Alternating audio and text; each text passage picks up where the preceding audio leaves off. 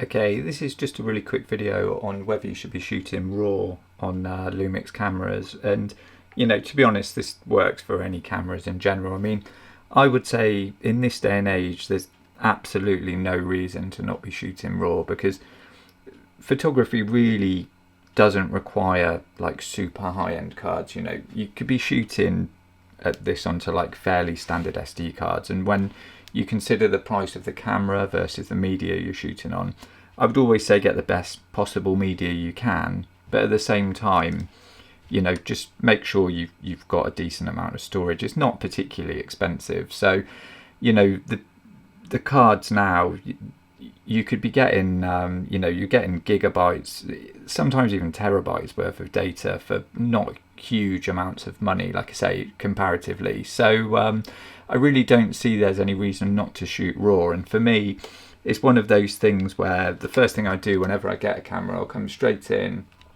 jump into under the photo menu. You know, you've got things like picture size. Make sure you're taking, you know, full advantage of the full kind of megapixels you can get from the camera.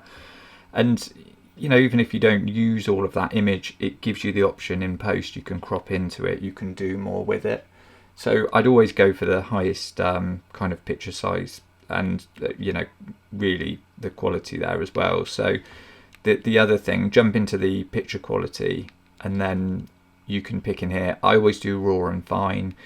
It's completely down to you what you want to do, but I mean, you know, rather than just shooting standard or fine JPEGs, I would always have kind of raw alongside it. Raw and fine for me, like I say, is what I would always use, because again, you're getting the best quality out of the camera, you know, the most you can get out of it. And it can be one of those things for me where, you know, I could shoot something and I'd possibly be happy with, you know, 90% of the JPEGs, but then it's those small amount of images that, you know, maybe the white balance is sort of like horrendously off, or that, you know, they'd just be easier to fix as a raw image, because you've got that little bit more data in there.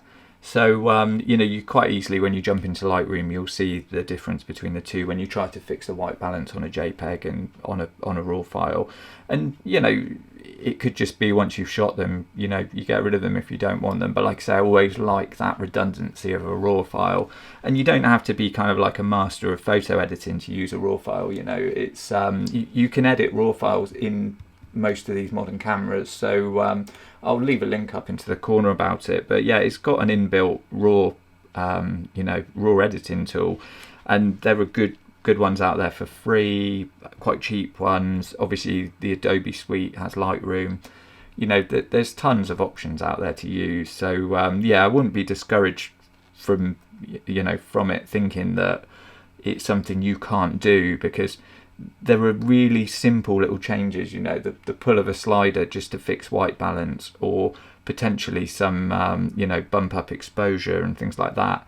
It can just be the difference between having a usable photo and one that is, you know, one destined for the bin. So it's something I would always do. And one of the main things as well on the Lumix cameras, which is really great, you pick your aspect ratio, 4:3 being kind of like the native kind of sensor, so it's more of a square, but 3:2 obviously is more of your traditional photo, you know. So I always have it in 3:2, so I'm framing my images for 3:2, landscape, portrait, and so on. But having them as raw images, you can actually then go in after you've shot it, and you can actually change the, you can crop from further out than you actually shot. So you can go in, get that 4:3 image, and you can actually sort of reframe it up and down a little bit if you weren't totally happy with the composition. And like I say, because you've taken it at 22 megapixels as well, if you then want to crop into it a little bit, you've got that little bit more room to do that, because you've shot it in, you know, as a fine image in 22 megapixels. It's kind of the best you could get out of it, or, you know, whatever your camera does. And you know, it's all there. And the other thing, you've got the photo style, which, you know, I occasionally change between standard and natural, but having it as a raw, you essentially then can jump into you know, your editing tool, whatever you want to use. Like I say, it could be in the camera, and then you can change that. So if you feel like it was too contrasty, or there wasn't enough colour in it, or whatever it may be, or you shot it in black and white, you can even go back and change that. So there's the possibility to actually rework images that maybe you thought weren't so good out of camera. So it's just one of those things that I'd really recommend.